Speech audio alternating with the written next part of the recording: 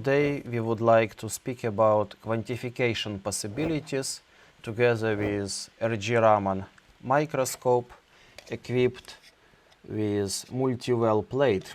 We have prepared some test samples. This would be methanol diluted in vodka.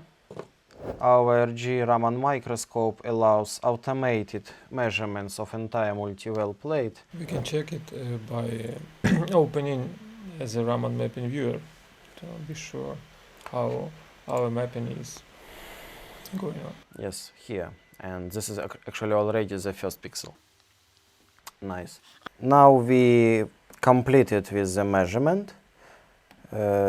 Since mapping is done, we should turn off the laser. And now all the data are ready